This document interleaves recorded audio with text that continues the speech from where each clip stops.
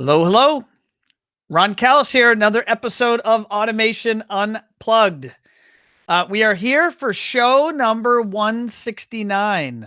Today is Wednesday, May 12th. It's a little bit after 12 o'clock. This is our normal show day, our normal show time. So thank you all for joining us. And what's going on here? This is a big week at One Firefly because just yesterday we did 2 back-to-back webinars around our new Google Ads management service. And the big news is that we've designed and upgraded the product in a way that's enabling us to provide that service to integrators around the world. And I'm going to be very specific. Regardless of whether you're running a One Firefly website or regardless of whether we're doing your other digital marketing. So up until now and for the better part of the last 12 months, we've been helping our customer base that currently have a site and currently had an account manager. And we were keeping it pretty close to the vest.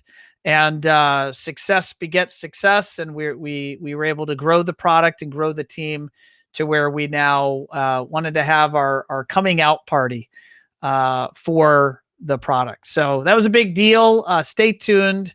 I think we'll be posting that webinar over on our website, onefirefly.com here in the coming days. So definitely, if you want to check that out, you can do so over there.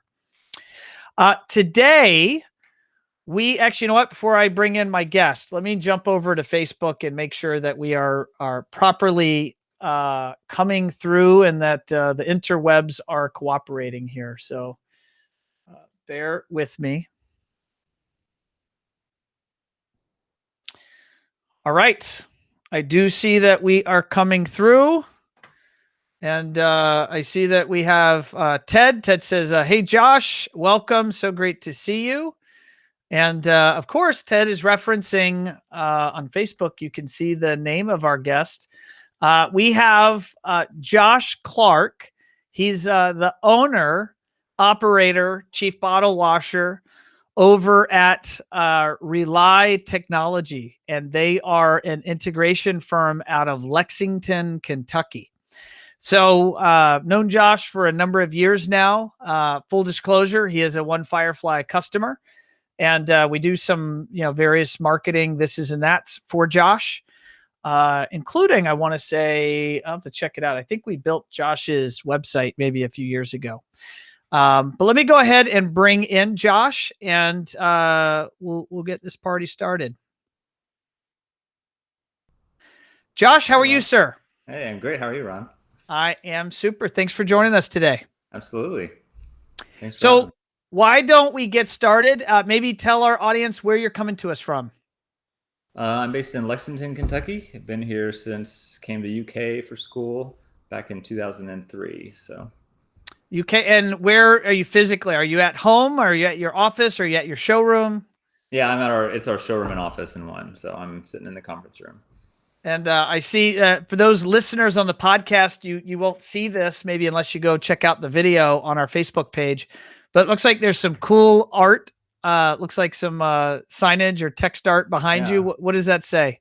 Yeah, it says in the middle, really big, it says Rely is about relationships. And then I've got a handful of client testimonials on the sides and stuff. So it's actually one of my favorite features in the whole showroom because we have glass doors to the conference room to look out into the main showroom area. So people can see it when they come in and while we're doing demos and stuff. And I use it as an example to talk about, that's kind of our focus is the relationship side of things. I don't want to just sell systems to people, but I really want to get to know them and their needs and their family life. And then, suggest solutions that are going to actually benefit them in their everyday life. So yeah.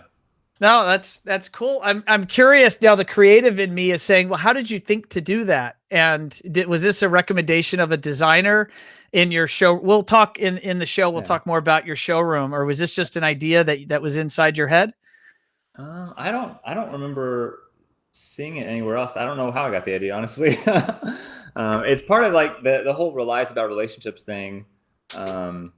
it's kind of part of the sales process. I really try to bring that up when I'm talking to, new potential clients.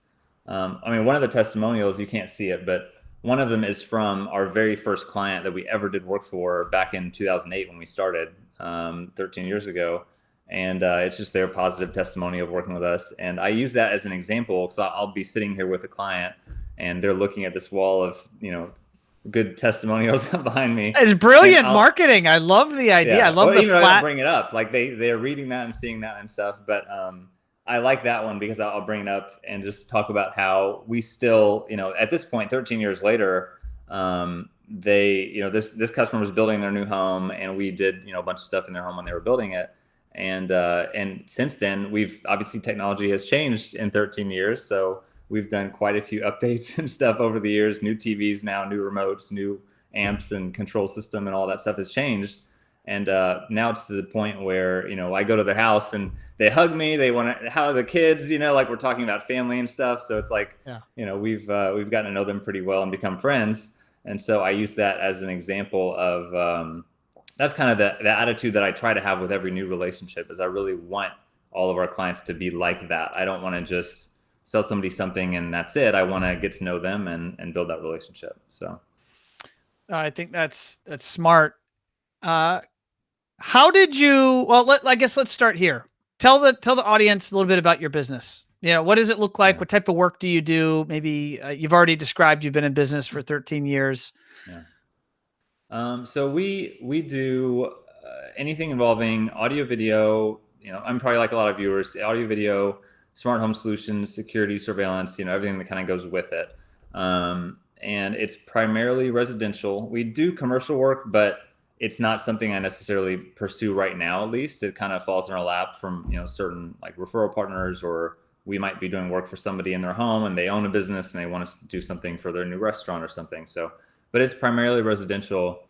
And I think I personally and our team, like we just have that preference of, we like working with the homeowners who are going to be living with the system and using it and enjoying it. It's not just a button that somebody in a restaurant is pushing that's just a utility. It's more of it's a enjoyment. They get fun out of it, and we get to make their life a little bit better in their home. So we really like doing the residential projects, and I would say we focus more heavily on the smart home side of things. Everybody seems to kind of have their niche, in this industry. Some people are big into 2-channel audio. Some people are really good at feeders, and we can do all that, and we have, but we really like looking at the whole home and figuring out, what's going to make their life better and simpler and easier throughout that process. And then obviously integrating AV into it. So are you generally finding most of your work is in the Lexington market? Are you staying, geographically right in kind of, near home base?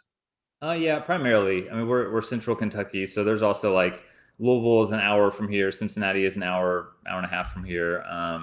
But we've also done projects all over the place. We've had clients who really love working because it's about relationships, so they get to know us. And we've done people's vacation homes, down on the beach in Florida and all over the place. So, yeah. Oh, that's cool. Well, let's go back in time. How did you end up here as the owner operator of Rely Technologies? What's your origin story?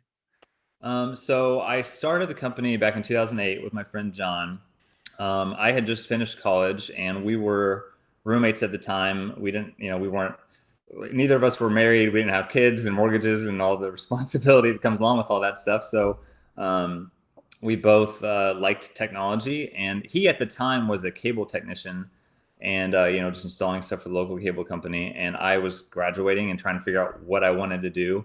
I actually went to school to get a degree in creative writing, which obviously has no relation to our industry at all.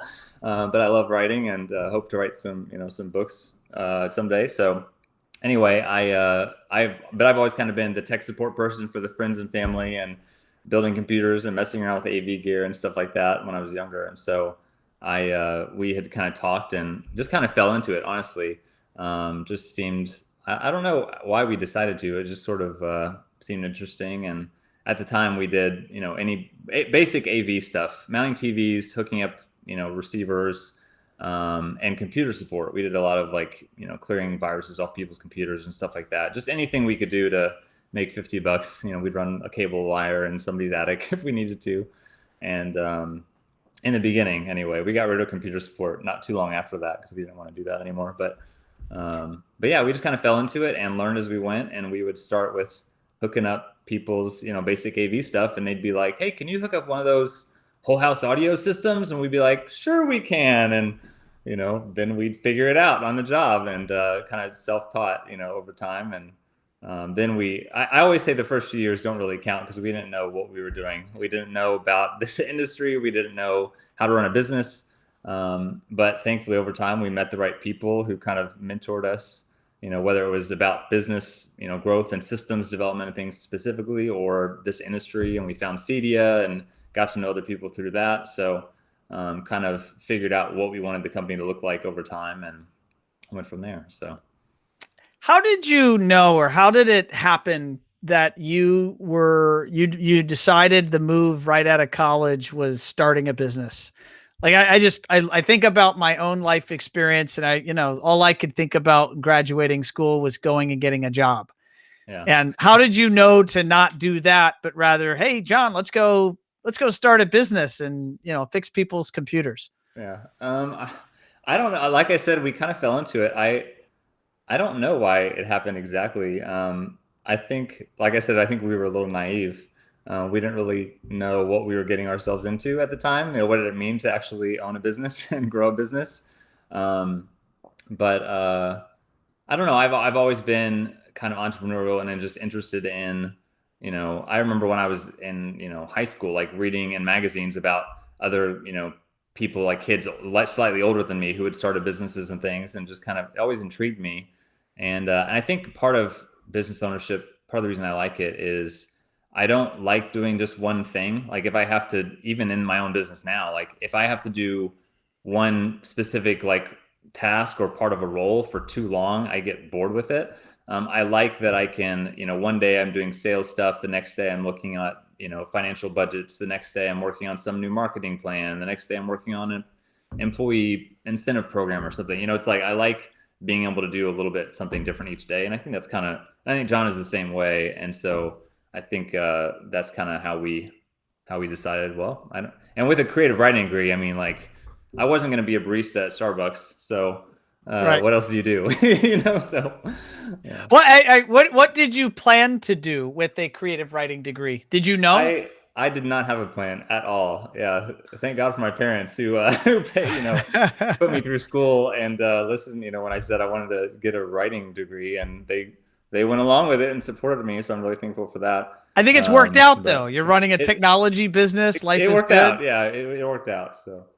That's interesting. Now, you mentioned that you started your business with this fella, John. Yeah.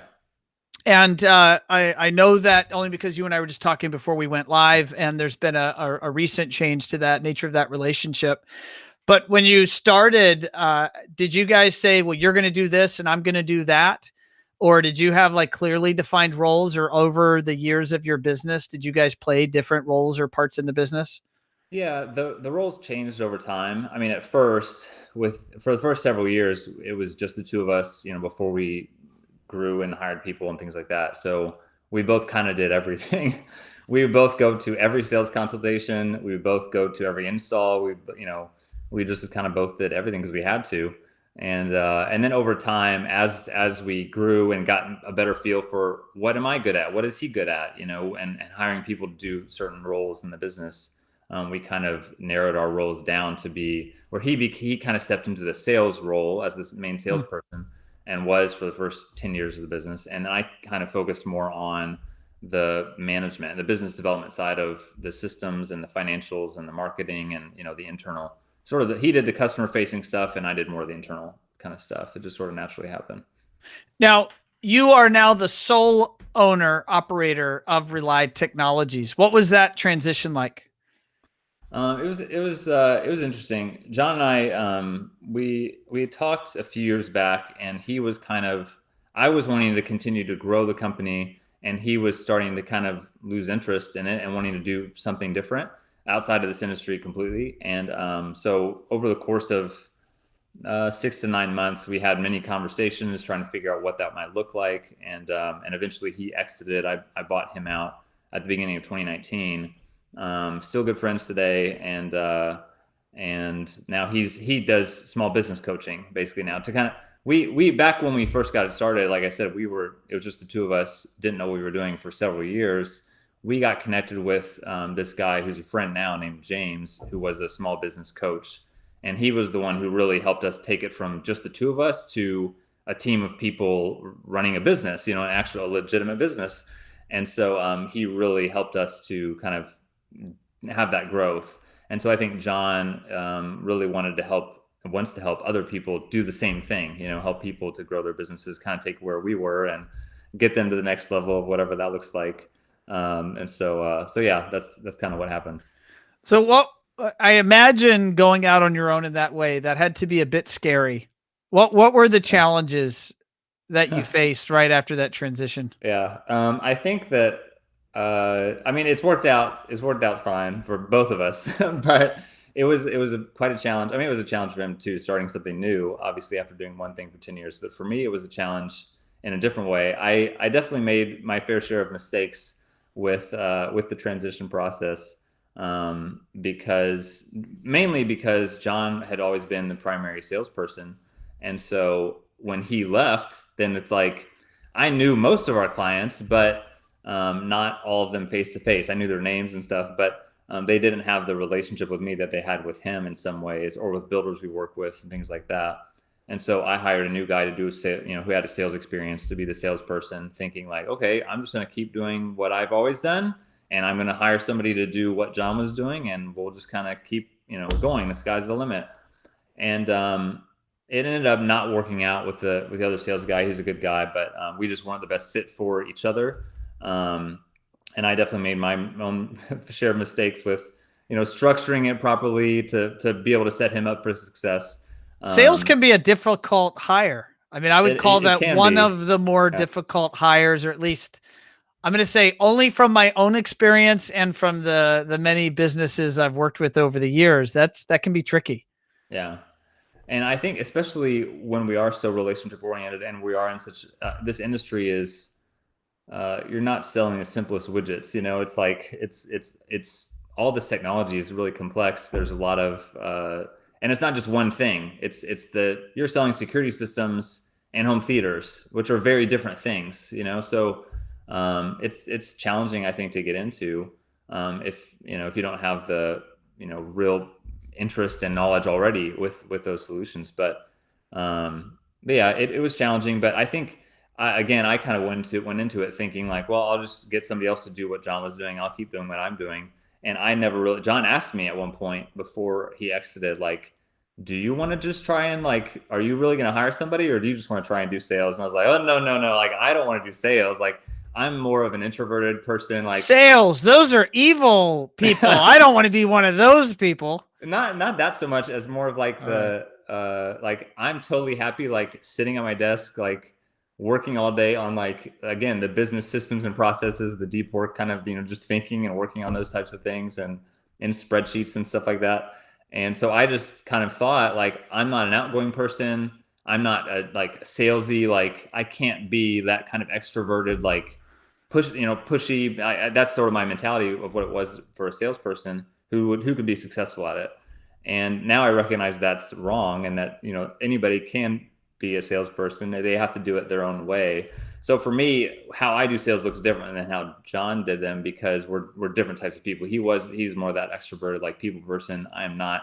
But I focus more on, I kind of keep going back to relationships, but it's more of that, just kind of like, I still don't really look at myself as a salesperson. When I meet with a client, it's like, I just view myself as like, I'm just here to, like, help. I'm going to talk to you about what you're interested in, and I'm going to make some recommendations. And if you go with them, great. And if not, that's okay too. I just, like, I'm friendly, just myself. And, but it's worked out what really would well. Your mother think of you if she knew you were out selling audio video systems? Right. So, but yeah, so I have been doing the sales now for about not quite 2 years, but yeah, and it's actually worked out pretty well. So, Have you been able to reach the same levels of sales volume that you had pre your partner leaving?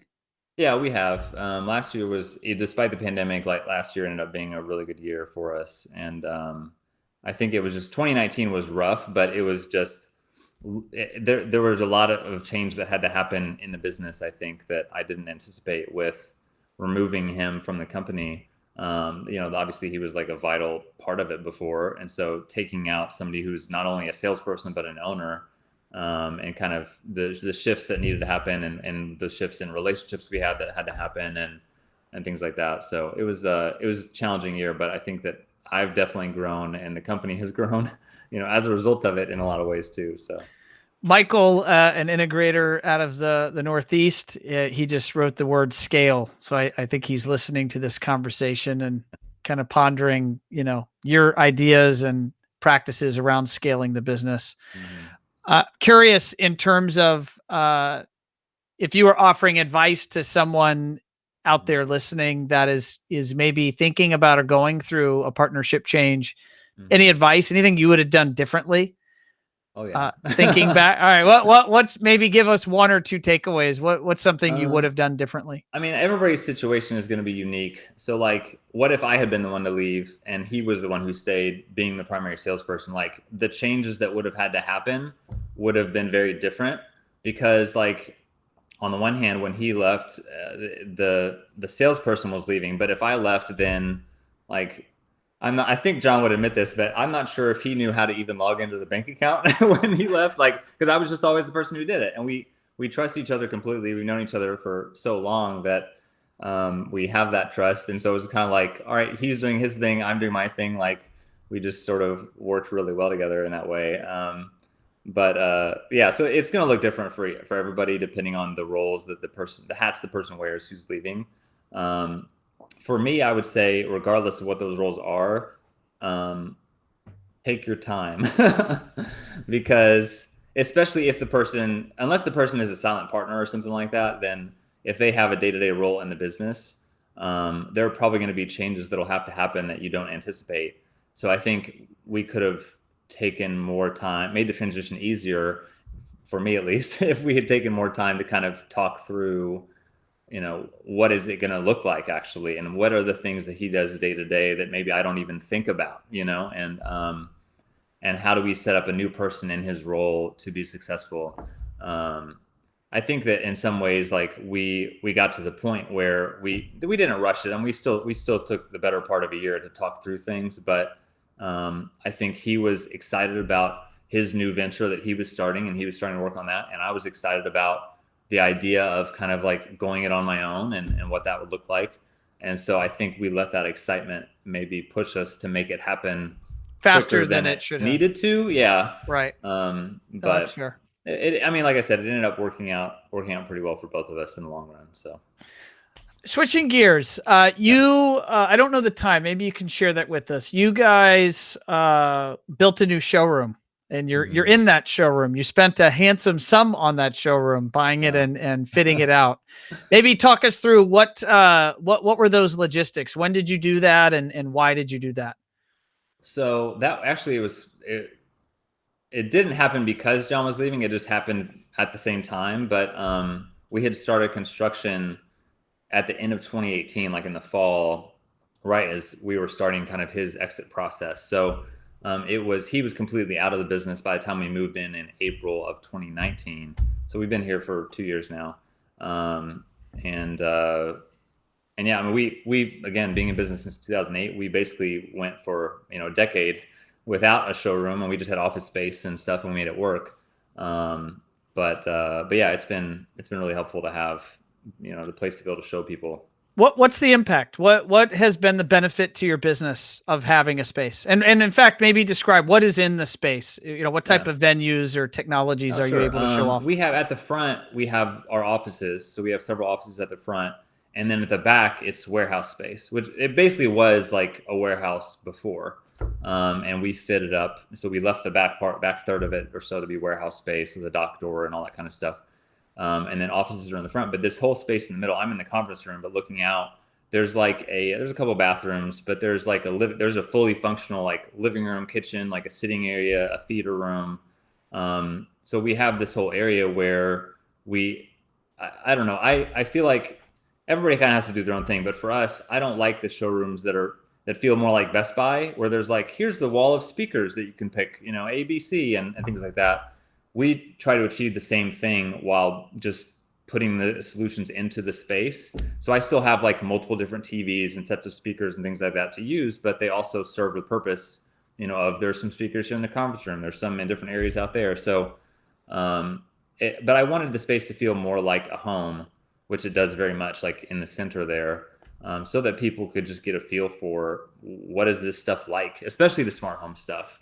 There's a difference between pushing a button and having a lamp on a table like turn on and off or something, or on one wall of smart home solutions. But I can put my palm on the deadbolt lock and the whole space shuts down like their house would if they were leaving. And it really makes a big impact on people when I'm narrating and talking about how, like, imagine you're leaving for the day and you do this, and the music, the lights, the TVs, everything just shuts off. The system, the alarm arms, like, and that's always a big, like. I'll say, do their jaws drop? Yeah. Wow, how'd you do that? Every time, yeah. Unless they've had something like this before, it's fun to do. Yeah. Have you been able to track or measure return on investment? And is it a number you're comfortable sharing? Like, how much did you end up investing in the space? Sure.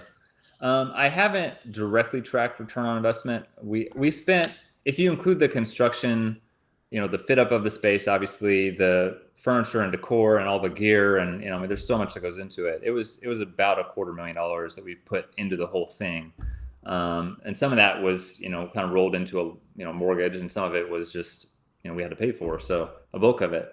But it's definitely been, after not having a showroom for 10 years and then having one for the past couple of years, I definitely would say it's something that has been super impactful, because there are relationships that, like, there's one builder I can think of now who we tried to get a relationship with them before having a showroom, and he was like, nope, like, talk to me when you have somewhere I can send my clients. There have been relationships like that we've gotten.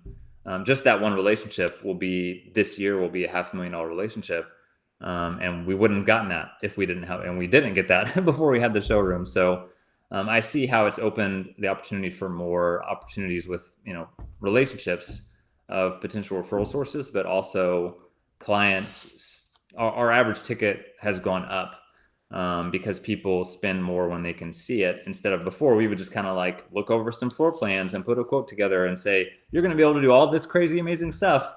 And they would just have to trust us. So it's different when I can actually push that button and make stuff happen. And then they're like, I want that, so people spend more money on average too when they can see it. Would you do anything different if you were to do it again, now that you've got 2 years under your belt? And is there any corner, I don't want to say corners cutting, because that sounds bad, but is there any places maybe where you'd spend more and places where you'd spend less, adjust the strategy? I would, some of this is timing. Like I said, we have a fully functional kitchen with like a full set of appliances that are like nice high-end appliances that I would not have bought, except for like the fridge, because nobody even knows the dishwasher is there. It's in the cabinets, and we've never used it. We kind of thought with the pandemic last year, we weren't able to as much in the past, year and a half, but we thought we would have more events here. Right. And we thought, I still will be able to, obviously, but as things open up, but I envisioned, having a, caterer come in, or a chef, and cooking things and having an event for builders or something like that. So, and I still want to use it that way, but there were I would say it's that kind of like I would have spent less money on the things that we don't sell, and more money on more products and solutions that we can sell.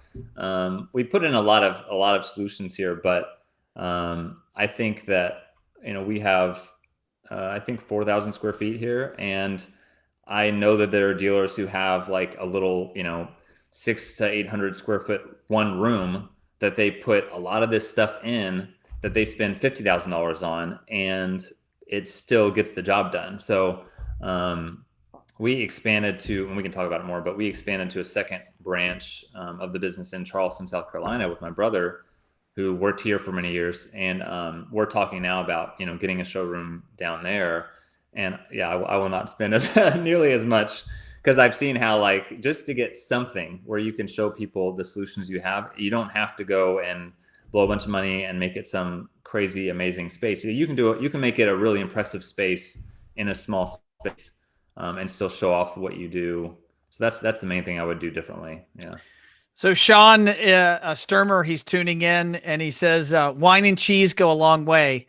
So, you know, I could say pre-COVID, this was more, this concept of event marketing was really a go-to strategy for integrators. And it sounds like you were thinking the same.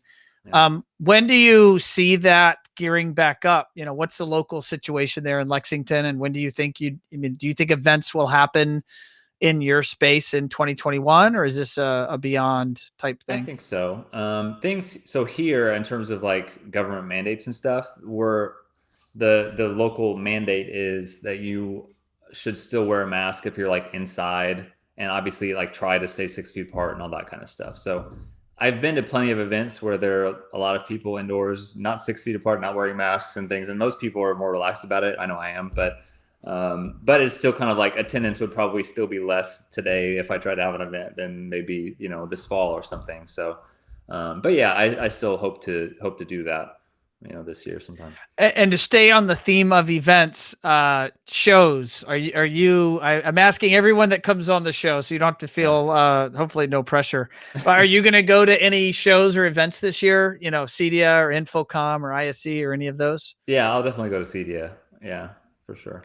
Okay. And so you don't have any reservation. By the way, One Firefly is going to be there in full force. But I know some vendors are all in and some vendors are pulling out and right.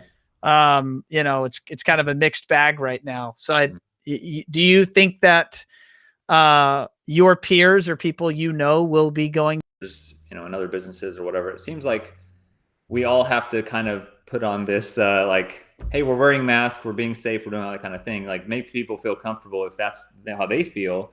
But then there are a lot of people who are just like, they'll come up and shake your hand and there's not, you know, they don't care. So there's no reservations.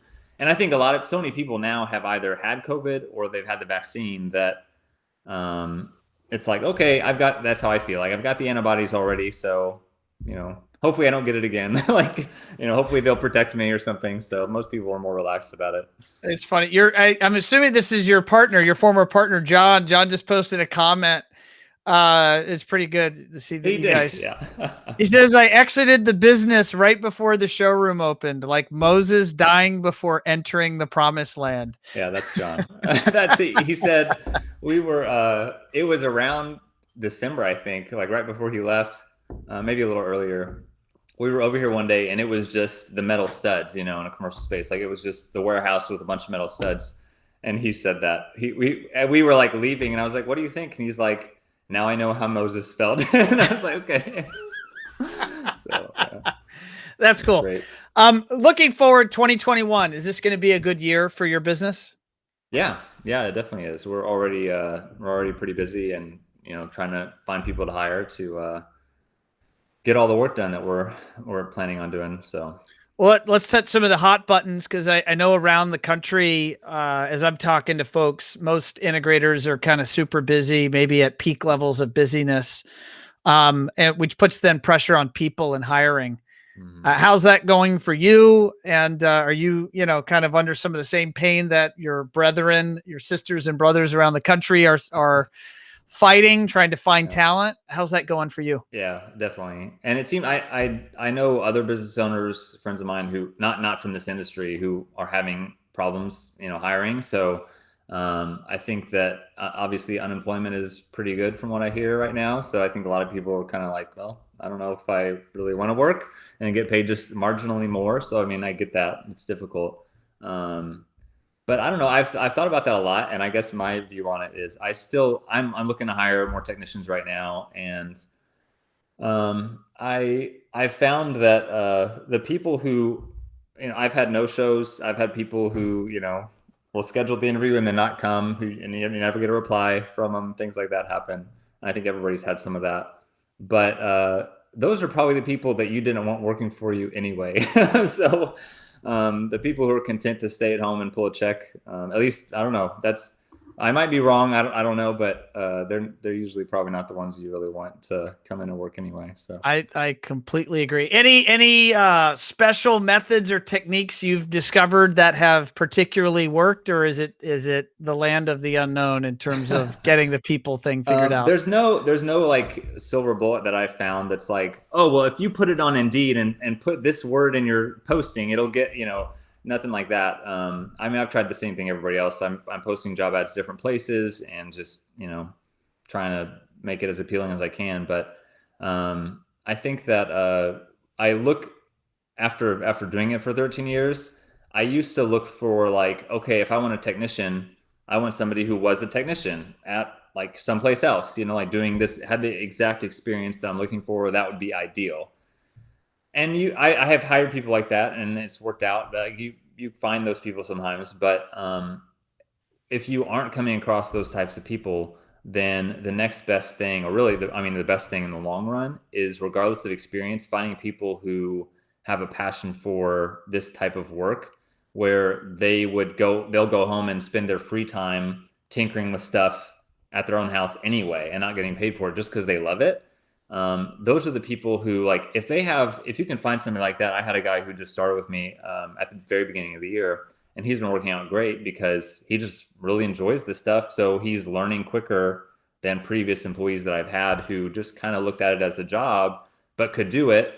So I'm looking more now for like, okay, if they kind of had some sort of related experience, but they may not, have been from this industry. Maybe they were a cable tech, or maybe they were, they worked for ADT or something and had security experience. Like, if they had some kind of related experience, but they love what they do, they're going to learn and grow a lot quicker and probably end up going a lot farther than somebody who just, I know how to do it and has the ability to. Ellie's here at One Firefly, and she says, "Hey, Josh, excited to see you on the show." Oh yeah. So, hey, Ellie. Thank you, Ellie, for tuning in. I want to jump over real quick here, and I'm going to try technology, see if it behaves here. And I'm going to I want to jump over to your company Facebook page, which you manage yourself. This is not a One Firefly plug. I've been known for the shameless occasional plug. This is not that. And you have started producing videos where the video looks great, by the way, and you've started, you put explainer videos out. Can you kind of maybe think about your, the marketing strategy here and what you're planning to accomplish? And I think Facebook is the beginning of what might be a more diverse utilization strategy around that video. Kind of what's your game plan? Yeah, so I have a guy that I work with named Travis, who's really good at video stuff, and he comes in every week or every other week, and we shoot 1 or 2 videos. And so what I'll do is sometimes I'll just talk about a product. I'll show off something and I'll explain what it does and why it's great. But most of the time, I'm just answering a question, and usually I'll think about questions that I've.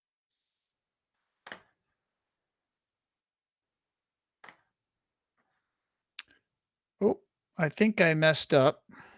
Give me a second. Ladies and gentlemen, we are live here, and I've lost Josh. So now my team, this happens on occasion. Oh, here he is. There we go. I told the audience to not panic. You pushed the wrong button. I think I did. I accidentally clicked over here on my screen, and whatever I did, I caused you to go away. So thank you for clicking back in and rejoining. We'll edit that out of the audio. There you go. For those watching live, that is what it is. But here, I've got your video back on. Go ahead and continue, please. I was just saying, especially if you are really familiar with this stuff and you've been around it for a while, then it's like we kind of tend to forget that other people don't know what we know. And so for me, like, what, somebody asking what surround sound is just like, it's elementary to me, because I'm thinking more advanced, like, oh, this smart home automation stuff you can do, it's incredible. But I mean, I've gotten clients who are like, we want to have the speakers, where we can listen to me. Like they need me to explain things like that to them. And what's that called? And what does it cost? And so I just try to answer questions that I get from people. And I'll just pick a topic and do a video about that question and answer it as best as I can. Just to try to, so that we have regular content that's helpful to people who are kind of, especially when they're exploring, they need some services we offer and they're looking at different companies in the area to try and figure out who they want to work with. Then they can come and see, me talking about the things that they're already interested in. So. Yeah, I mean, I'm noticing these videos even have, we saw a cool animation on screen. So I'm assuming your video guys doing some of those animations and all that kind of post-production for you. Yeah, right. That's cool. How are you thinking about ensuring that more people see this content? Or do you have some, thinking around that? Hire One Firefly, of course. I mean, seriously, but I just started doing those videos consistently at the beginning of the year, so it's just several months in now. But right now we're just putting them on Facebook, and we started to put them on YouTube. But I want to start diversifying to include them other places as well. And I think even going and looking into social media advertising and utilizing the content that I'm already making to put it other places and find new customers and not just put it out to people we already have following our page. That's definitely something we're talking about. Yeah, I mean, I can tell you that you've done the hard part here. Mm-hmm. You've done the hard work, Josh, which is you've decided you're willing to go on camera and educate and do it in a professional way with a professional videographer. It's very rare to see that across our industry. In fact, I could count on maybe two hands all the integrators I'm aware of around the world doing it. So you're in a very limited company, and I think that you've got the hard part addressed, and I think now the opportunity is yours to really look at how to maximize the exposure of this across Facebook, Instagram, YouTube, LinkedIn, and all of those different platforms.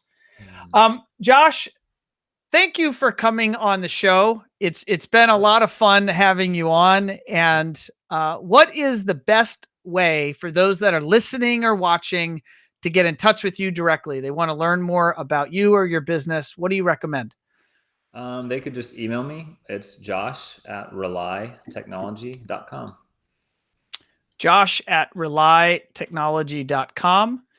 And I have pulled up on the website here the website as well. And the website is Rely, RELY, technology.com. And so let me pull that off the screen. Josh, I want to thank you for coming on the show and sharing your story and your lessons learned along the way. And congrats on your continued success. Thank you. Thanks for having me, Ron. I appreciate it. My pleasure. All right, folks, there you have it. Had a little technology snafu. That was my fault. My click sent Josh off screen, but he was smart and quick enough to click and rejoin us. I hope you enjoyed that. I know that I've talked to many integrators that are either in partnerships or exiting partnerships, and I always believe a lot of the best lessons in life happen from us listening to each other and learning from each other. And when I was talking to Josh about, his relationship, he and John continue to have a great relationship. It's just changed. The relationship's different now. They're not business partners, but his willingness to talk about that and how to really, exit in the best way and maybe lessons or what he would do differently, his willingness to share that. I thought that was pretty awesome. And I hope you guys enjoyed that. And I see Sean. Sean says, great show. Thank you, sir. I appreciate that. So if you have not already done so, I'm going to give you two quick homework assignments. These are really quick. One, go to our Instagram page and please follow us if you haven't done so. We're putting out content 5 days a week. And even on occasion, we'll do stories, and sometimes I'll go live on that page and share special bits with you guys.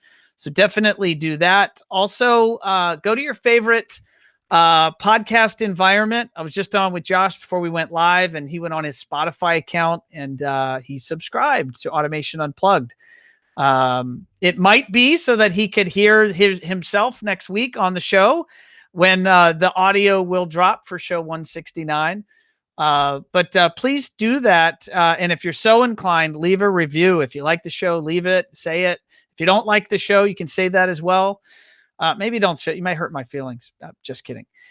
Post whatever the real star rating is. It ultimately helps more people get exposed to the show. We are pleasantly seeing our show downloads, the audio downloads increase every month. We just hit an all-time high just last month. And so I know Stephanie, she's listening in, and my team, they're always watching the numbers to try to get these interviews and this message out to more people that would benefit from it. Because at the end of the day, we do this for you guys. So on that note, again, thank you for listening. I'm going to sign off, and I will see you next week. Thanks, everyone.